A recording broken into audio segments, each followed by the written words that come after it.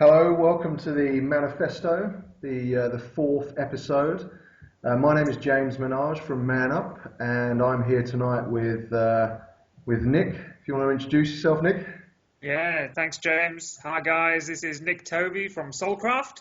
Glad to be here with you tonight. Yes, episode 4. Very excited to be here. Fantastic, cool. Okay, so tonight's episode, myself and Nick are going to dive into our relationship with our body and the pressure that men are under to look a certain way, their motivations for looking a certain way as well, and the pressure that I guess women are under more pressure. I would say they're socialised to look a certain way, but I would certainly say in the last 10 years there's been an increasing pressure on men to look a certain way as well.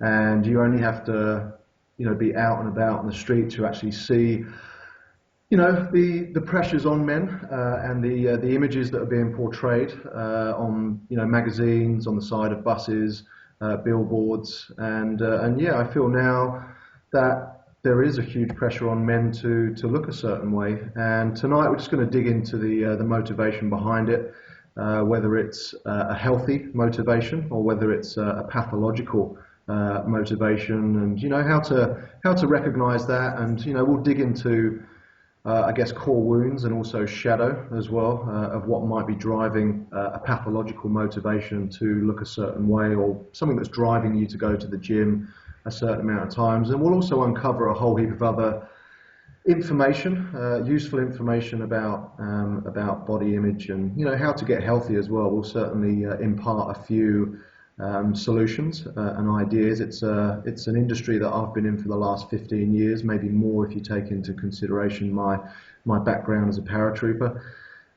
So yeah, that's a little bit of a context to tonight's talk.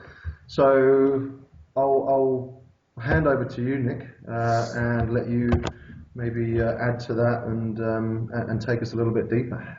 Yeah, absolutely. I mean, ultimately, the most important relationship that we can ever have is the one with ourselves.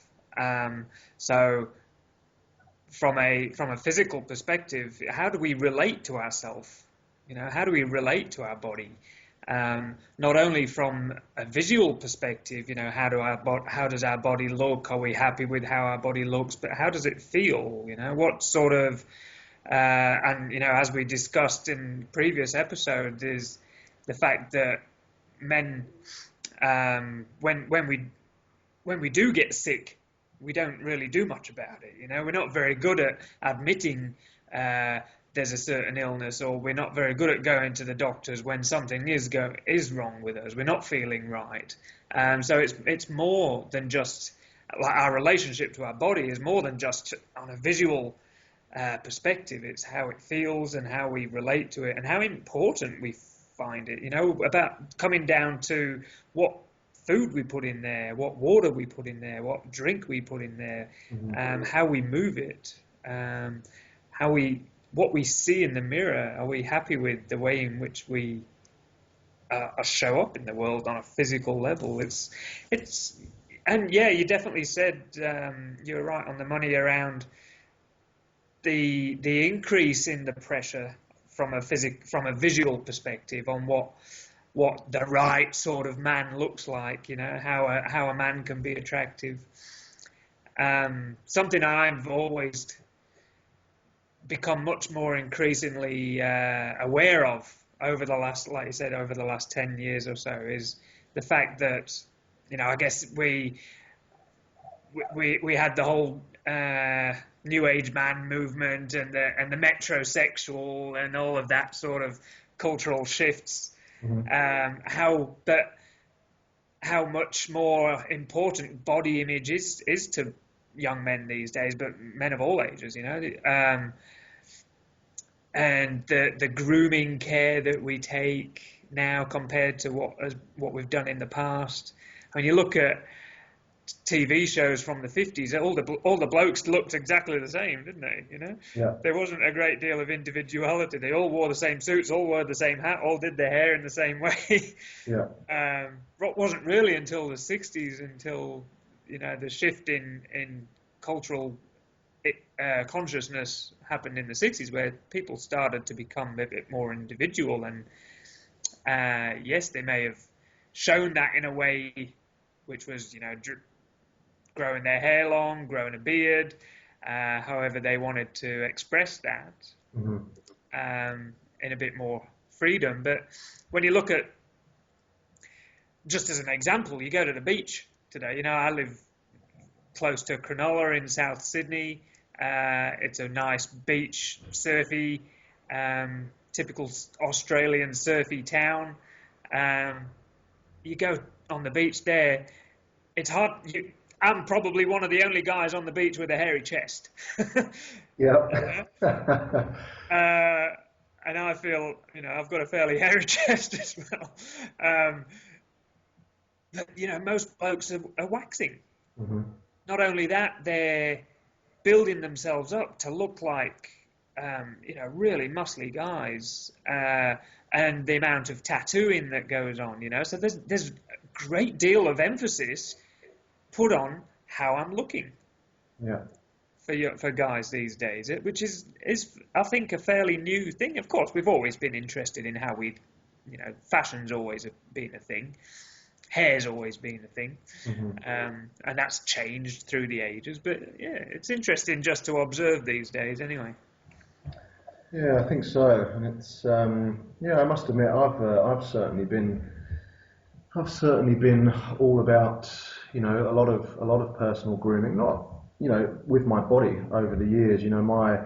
My journey with it started, I guess, back when I first, well, in fact, before I joined the forces. I think when I was maybe 16 or 17, and I think that part of ourselves comes into consciousness.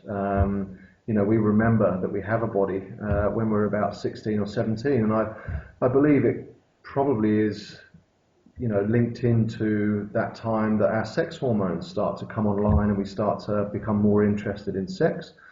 And I think it's, we directly link it into being able to get, sex. I certainly did. Yeah. And that's when I started to become a little bit more conscious about it. And I started to work out and I started to use weights.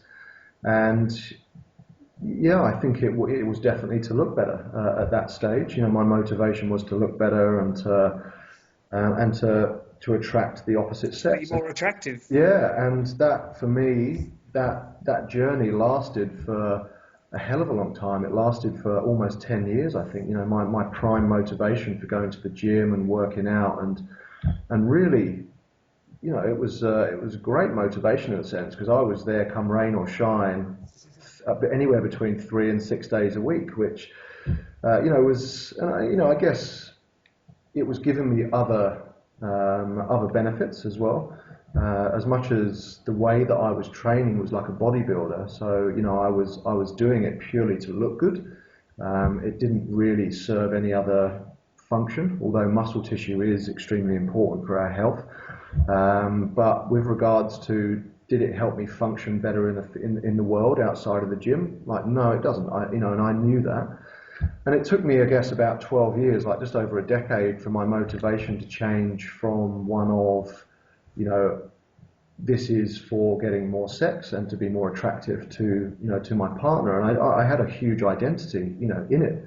I've always had a six-pack, and I always, was very proud of, showing that off. And, it was definitely a huge part of my identity. And, if I was struggling in an argument or a banter argument with a friend, I'd just whip it out and I'd get it out on the dance floor in nightclubs and whatever else. So, and it was only really at the age... Six-pack, you mean? What's that? You'd get it out. When you say you get it out, you mean your six-pack? Yes, yeah. Nothing. I just wanted to be sure then. Nothing too below the belt, although that on occasion has come out as well. I'm not too sure what the motivation for that was, but and maybe like we are laughing about that. But I did a blog post on that the other day, actually, Nick, talking about our relationship to our penis and penis size as well. Huge. And that's a that's definitely a part of us physically as well. And so that might be, if we've got time, that'll be worth digging into as well. Definitely. And so for me, at the age of 28, it very much my relationship with my body changed, and it went much more from the motivation of being more attractive to actually becoming more healthy. And I started to nurture my body a whole lot more. And I didn't thrash myself in the gym quite as often. And, and it's kind of gradually just really evolved up until this very day where I'm happy not to train for, maybe 2 weeks. And when I say train, I mean in the gym. I definitely try and get 2 sessions a week in. But it's the first thing that goes now. It was always the first thing that got done 10 years ago, but now it's the first thing that goes. I do yoga still, that's definitely a part, and that still hits the physical body. But my physical training is no longer, it's do or die in a sense. And so I'm just way more relaxed about it. And I'm not really into that whole, looking a certain way. Although having said that, I mean, one of my goals at the moment is to get a front cover on Men's Health. That is for brand purposes. And I'm actually quite looking forward to it. My energy levels have come back recently. Because I've been pretty fatigued and feeling quite drained for about 3 months, and I just completely let go of that goal and thought, it's just not going to happen. I just can't drive myself into states of fatigue. So again, my health was more important than that goal. But now my health and my energy levels are coming back, and I'm feeling quite energized at the moment. I'm actually quite pumped to get into that goal again. But again, it's not for those motivations of wanting more sex. It's just for the motivation of wanting to get my brand out there and really grounding my purpose, in a way. So, the motivation is more mature in a sense. It's evolved. So, yeah. I think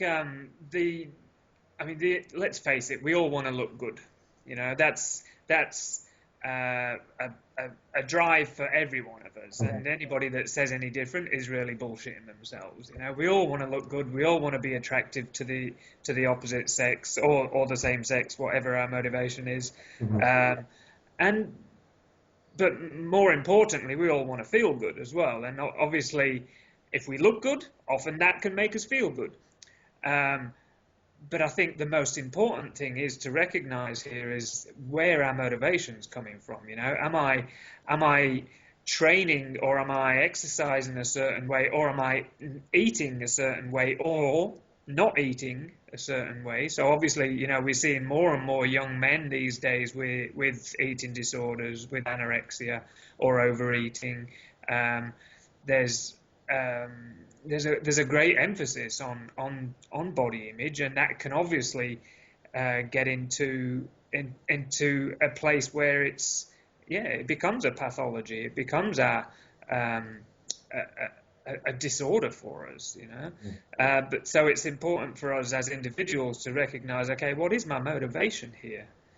Am I doing it just?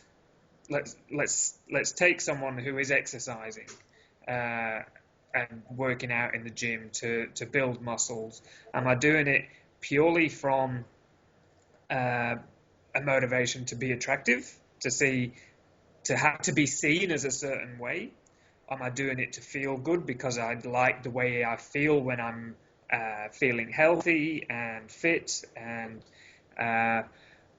or is it because I don't like the way I look? So if I've got some sort of disconnect with my own body, if there's some sort of disconnect with the way my body is in its natural state, then it's coming from a place of low self-esteem, a place of deficiency. So therefore, I'm trying to create an image in my body which shows to the world that I am a certain way, which may be inauthentic. It may not be who you are, and in which case you're always going to be lying to yourself and the world. So it's really important for us as individuals to work out, okay, why am I doing this? There's nothing wrong with exercise, and of course exercise is a really good thing for us to do, and I think it'd be great for you, particularly from your expertise today, to give us give our audience and give myself as well some great tips on how to do that from a much more integral and holistic way. Mm-hmm.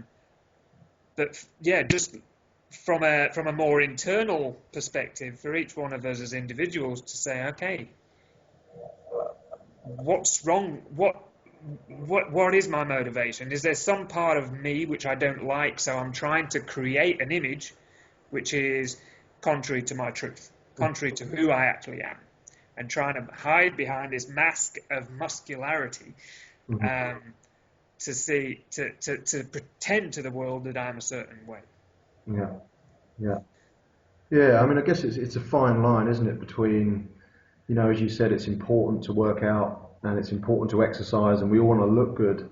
But when does that motivation become pathology? When does it tip the edge? When is it healthy? Because, I want to look like a man. I want to look, masculine. I want to, have, I want to have the muscles. I want to have, that classic V shape that, people talk about.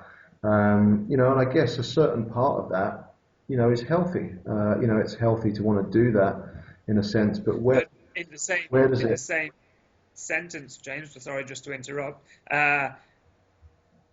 because even if I don't look like that, that doesn't mean I'm any less a man. And I think this is what we need to be addressing is, everybody is individual, and my identity as a man is not necessarily linked to how my body looks. I'm a man regardless of what my body looks like. Of course, if we're identifying myself as a man according to a particular idea of what a good man looks like, Mhm. then I'm always going to be aiming for something that's outside of me. So therefore, I'm never going to be happy with who I am. Yeah, I'd say obviously we need to go into it with realistic expectations. There are certain body types which just aren't going to be able to look like you're going to be on the front. You could train for a million years and you're not going to be on the front cover of Men's Health. That's just the way. That's just the way we're born, and we have to certainly accept, what the cards that we've been dealt and the genetic cards that we have been dealt.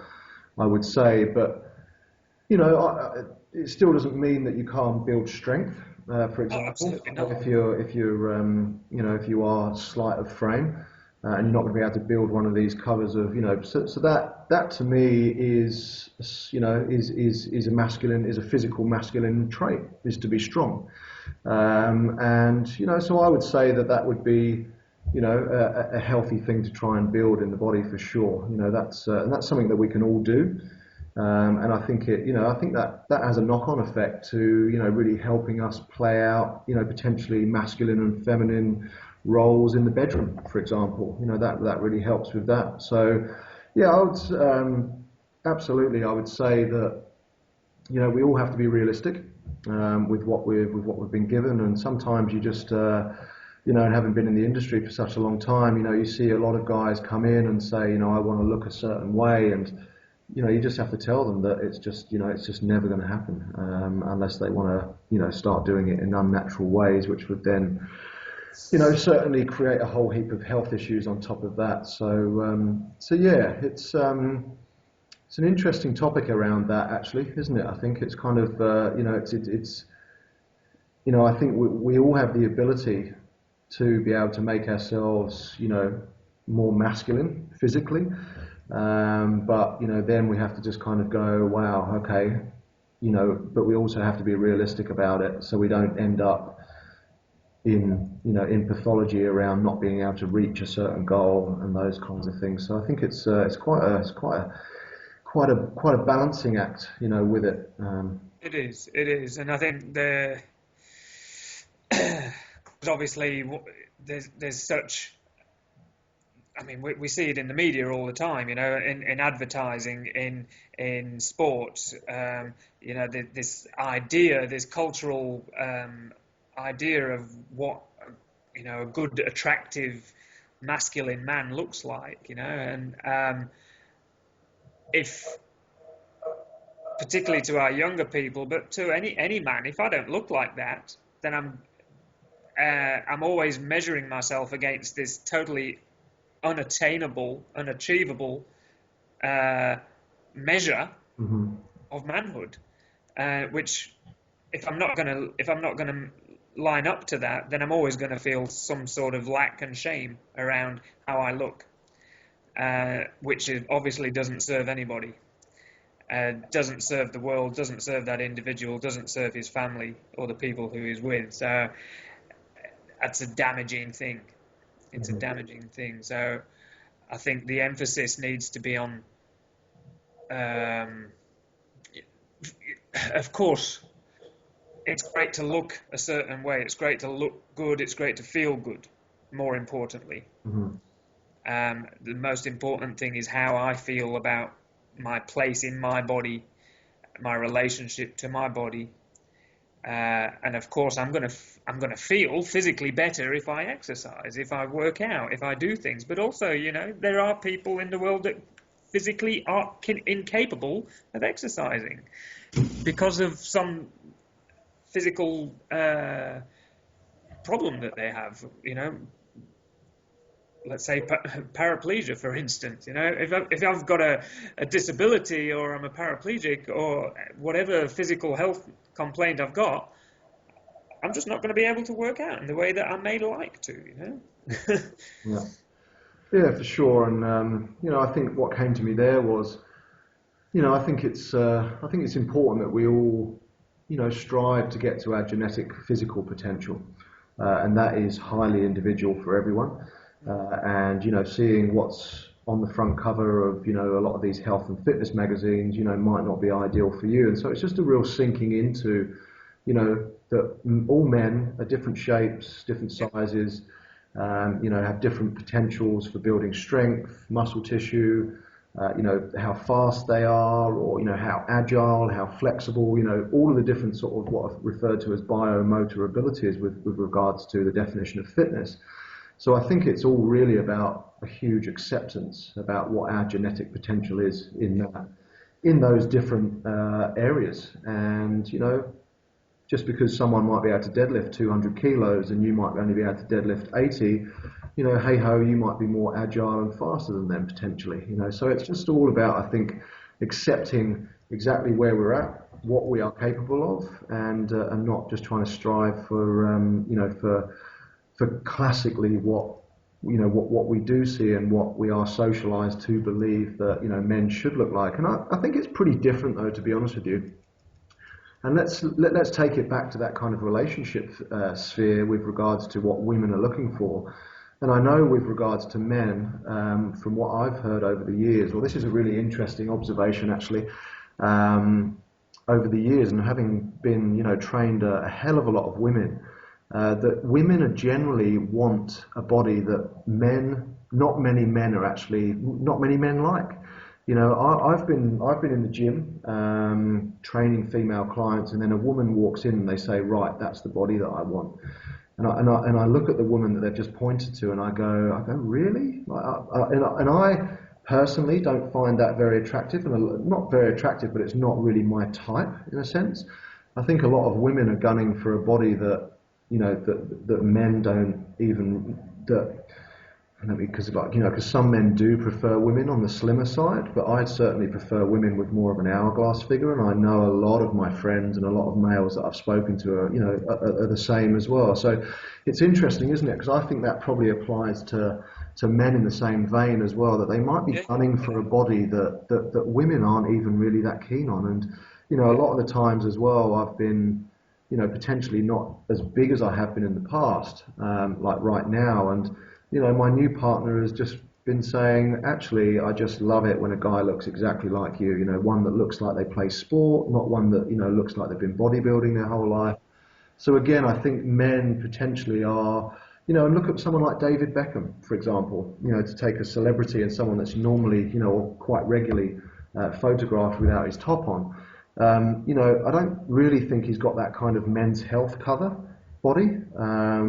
He's quite slight of frame and quite slight. He doesn't have a huge amount of muscle tissue, but I know lots of women that absolutely go crazy for that body type. So Again, I think it's all horses for courses. You know, some women do prefer the more buff men, you know, the bigger bodybuilding type, and some women, you know, prefer men that maybe just run, for example, and don't do weights. You know, so I think it's, you know, we have to be mindful of that perspective as well.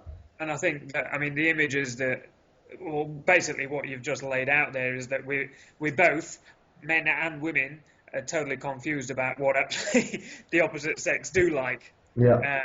So where do these conflicting messages come from? The media, advertising. You know, they're responsible for portraying this image of the perfect man, the perfect woman, which is, so, you know, this image of the perfect man which men are measuring themselves against, which isn't really what women are like. And the same the other way around, you know, it's just crazy, isn't it? Yeah. Which is all contributing to these massive gap between what I am, who I am, what I look like, and what I should be looking like. And with that creates all of the shame and the guilt and the low self-esteem, which contributes to all sorts of problems in the world. Just crazy, really, when you think about it. Yeah, yeah, no, it is, and it's something that I've been around for a long time, and it's interesting to see, and I mean, something that we, you know, because I've recently gone through a period of celibacy, and something that I gave up, you know, was that bodybuilding type training. I still continued with physical training, but turned it more into functional training, so training where you're not going to build a huge amount of muscle tissue, but training and movement that's going to be useful when you step foot outside of the gym and you play sport, or you're just walking around, or, you know, you're playing with your 4-year-old boy, or whatever it might be, strength that's actually going to be useful outside of the gym. So, and it was interesting for me because, I mean, the reason I gave it up is because I thought it was indirectly linked to me wanting to get sex.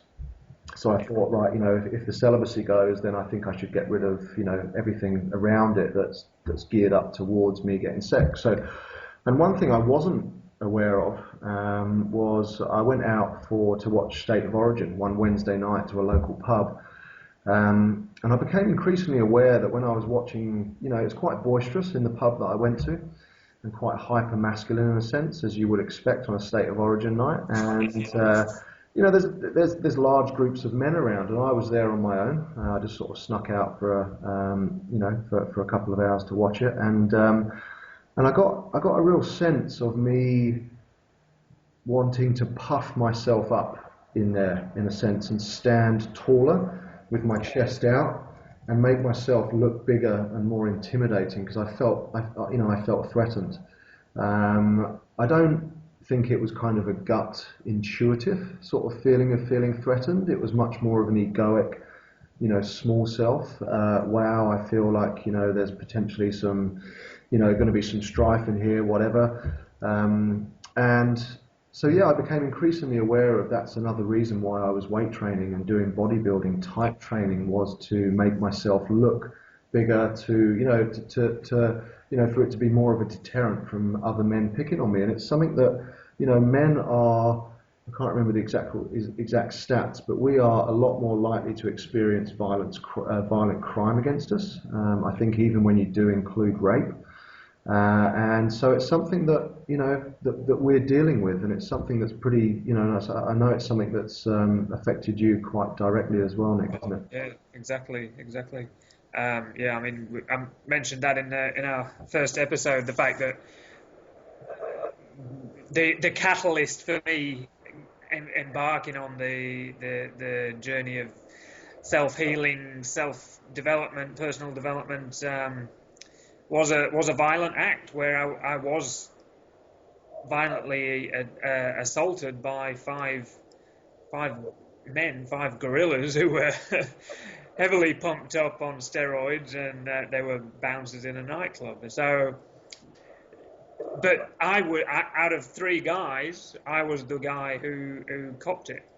There was me and two other guys out at the night. I think the main reason was is because I was the bigger of the three. So I was seen as maybe not as the threat to them, but the challenge. And I mean, we were talking before we started recording around, and you mentioned during your teenage years how you were very much more conscious of yourself. That's when you started to be conscious of yourself and started working out and things like that. And for me as a teenager, I developed a lot younger, a lot quicker than my peers, my friends. And so I was bigger. I was quite a big guy. I used to play rugby, front row rugby, and I was quite muscular, quite well developed, quite tall for my age initially until everybody took over me. And I was picked on because of that. You know, I was seen as the challenge, you know, by older blokes, older guys who were looking for some way to prove themselves. So it doesn't always work in your favour. being that bigger guy, being the muscular fella who's I guess in some ways trying to show themselves as being strong and being powerful, being macho and masculine, can often attract the wrong sort of attention too. So it can be a curse as well. A double-edged sword. Yeah. yeah, it's true. It is true, and it's just interesting how it plays out, isn't it? And you know, as you say, I've seen it play out both ways, in the sense of, you know, it does look intimidating to pick trouble with someone that does look bigger, and, you know, likewise it's certainly seen as a challenge to other guys that are really trying to prove themselves the alpha male. And it's that real mindset, isn't it, of a certain stage of development that, you know, guys are really always trying to get one over each other, whether it's verbally, you know, with banter with friends, or whether it's, you know, a bit more serious, and it just comes down to physical violence. So yeah. You don't often see that happening without massive amounts of alcohol being used. You don't generally. I mean, you might see it on the football field or things like that, where obviously the adrenaline is high. There's a lot at stake, and people generally aren't thinking too clearly because that prefrontal cortex is kind of disengaged in that moment of high adrenaline of competition. So the guys will do things and will act in ways which they wouldn't ordinarily do, and then generally you'll see afterwards they're regretful, they're remorseful, and they go up to the guy and say, "Mate, I'm really sorry." I think it's only that, you know, what you're describing as being that, you know, that alpha male, macho, fairly unevolved, fairly. It's not a very healthy or mature way of behaving, because let's face it, we're not in caves anymore. Really, who do we need to be proving ourselves to and protecting? You know, when it comes down to it, those primal drives, they're just not necessary. And for the most part, and it's only when the inhibitions have been dropped, and by use of alcohol or other substances, generally alcohol, where the violence happens. And we see it so often these days, don't we? There's always news stories with, you know, just mindless acts of violence, often unprovoked, often, you know, I mean, we've seen in Sydney, a couple of guys die quite recently, just through mindless acts of violence in the city, fueled by alcohol. And when you look at what we're talking about, our body image, and if you've got a guy who is really putting a lot of emphasis, a lot of importance on building his strength, building his stature, building his size, and he for whatever reason, he's in a position where he doesn't feel too good about himself, or he has had a really crap day and he goes out and gets pissed, and someone upsets him, someone looks at him the wrong way, he goes over and gives him a thump along the side of the head. He could quite easily kill a guy. That's a lot of power, a lot of force, and that's it. That's his life, and the other life totally ruined. Yeah, no, absolutely. Yeah, no, it's again, it's certainly multifactorial, and yeah, I think it's I think most men or most boys grow out of that in the playground. That's certainly in the playground. And I certainly wasn't into that in the playground. Fighting used to scare me crazy, and still does. My adrenaline still gets pumped up out of control, to be honest with you, and I don't think I could fight my way out of a paper bag, to be honest with you, Nick. When I feel like that. But there's an interesting incident in Melbourne when I was down there over Easter, where a fight kicked off just right next to me in a nightclub, and for the first time in my life, I just I didn't panic. I didn't sort of feel that I went into that kind of adrenaline state, and I was actually able to try and split these two guys up, and quite consciously just kind of go, wow, is one of them carrying a glass or a bottle? And was able to sort of do a whole heap of those things. But that certainly hasn't been the case for the whole of my life. And I think most boys grow out of it in the playground, but as you say, alcohol and other substances can certainly reduce our stage development. And yeah, that's when we see just mindless acts of violence, playing out, and that alpha male mindset certainly kicking in. But we've certainly got access to much higher stages of awareness than that now, stages of consciousness, and I think it's very important that we look at building cognitive intelligence, emotional intelligence, and spiritual intelligence, and presence, and all of that other kind of stuff as well, just to take us away from from that, and stop drinking so much alcohol, stop binge drinking, look into the reasons why you are doing that, and take yourself out of that environment, whatever it might be. And for me, it came when I moved to Australia. As much as I wasn't one to get into fights, but I did go out and binge drink, and it took me moving countries to actually come away from that, from that particular, that particular environment. And it's not easy. But it's certainly something that I think we, as men, we need to be aware of, with regards to the amount of violent crime that's committed against us, and the amount of violent crime that we do commit as well. So, yeah, for sure. So, is there anything you'd like to add to that before we maybe move on to another part of our anatomy, Nick? No, I think,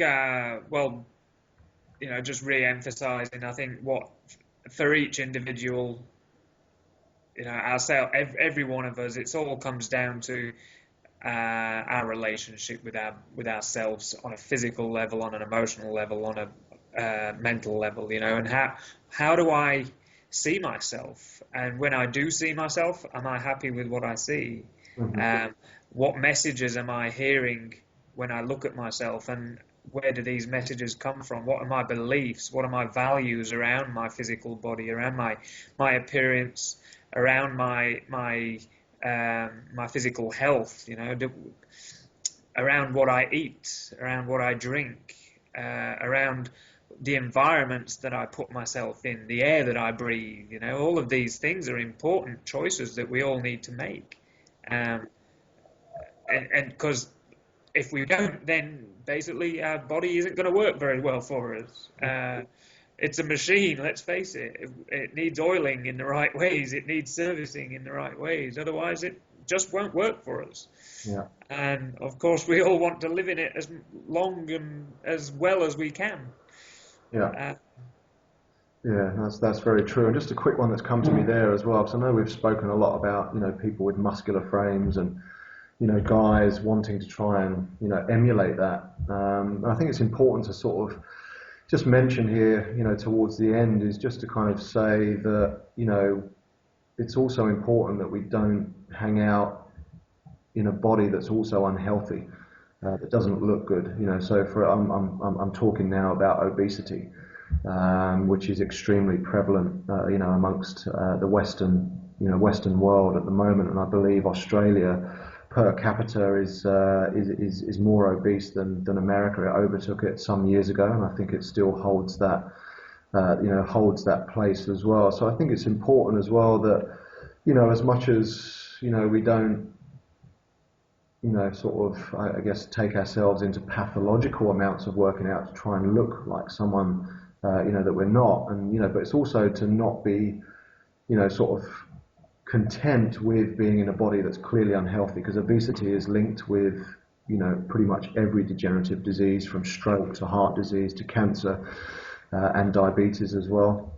So, I think it's really important as well to, add that one in there, and, and look at ways of, moving ourselves out of that particular, disease as well. So it's a fine balancing act, the whole sort of, not having that, is it called body dysmorphia, I think, but also not being content, with being, like a couch potato, and not, actually having a body that, might not look like these men on Men's Health, but it also, it looks obese because you might be overweight. So then I think it's very important that we sort of look at, changing that as well. Let's face it, it doesn't feel good, and anybody, I mean, I have had times in my life, earlier on in my life, where I've been overweight, not obese, but overweight. And I know it doesn't feel good. I know just from an internal experience, never mind how it looks and how I see it as being looking, it doesn't feel good. So we need to be really honest with ourselves. Am I happy feeling this crap? And what's going on inside of me to allow myself to tell myself that I'm okay with this, and let's just examine for each of us the beliefs around our relationship to our body, our beliefs around our worth, our what's important. It's so. Everyone's individual. Everyone's got their own wounds and their own conditioning around body image, around their health, around their self-worth. But it's really important that we examine them at some point when we get the chance. I think it'd be probably a good place for us to lead into it, to get some good tips on a good holistic perspective on physical exercise, on health.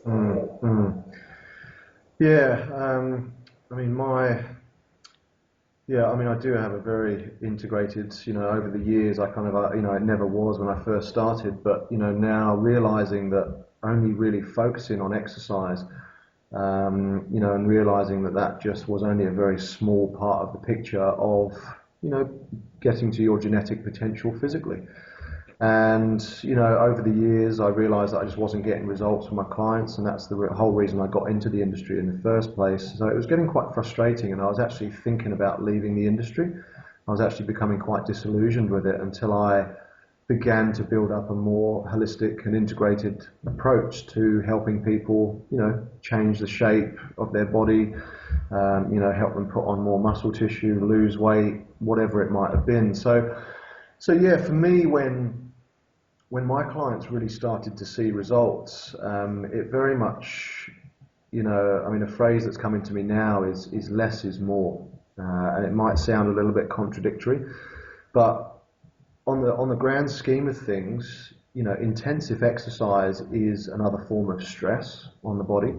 So what I do with my clients now is I assess lots of different areas of stress in their life. So right the way from psychic to physical to nutritional, chemical, emotional, spiritual, electromagnetic, thermal. So there's just a whole different, a whole big area of stress, which, I give my clients a questionnaire for, and that kind of really puts the writing on the wall with regards to, is this person under too much stress? And if they are, then is a high intensity exercise program going to be potentially the straw that breaks the camel's back, i.e.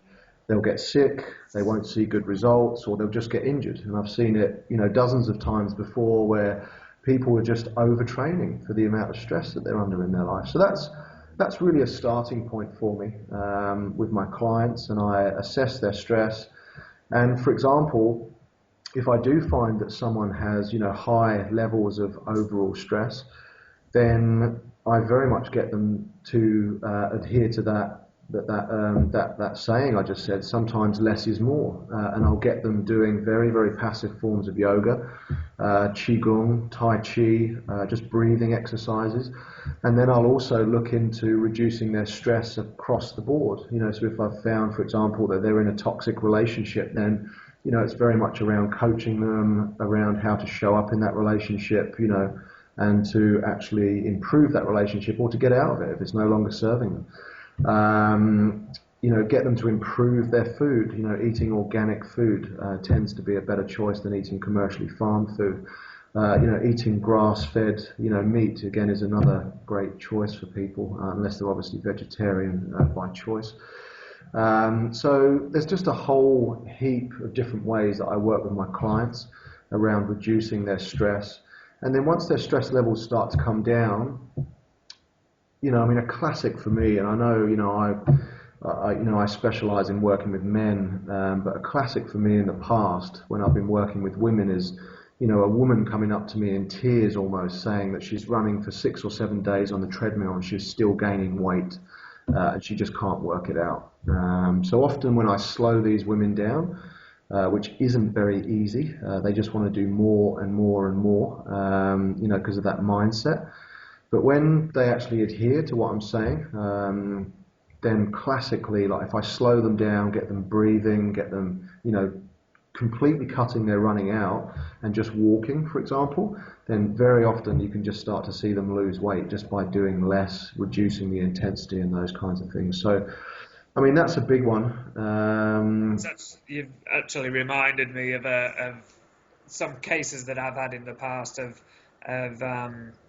obviously I work in a very holistic level as well, so I do examine people's relationship to physical exercise and that. And often I've had clients from a counselling perspective who are highly stressed. Their workplace is extremely, and we're talking about men here, they're under a lot of pressure in their job and at home, and they put all this pressure on themselves, and of course they also try and add that pressure in the gym, in their workout.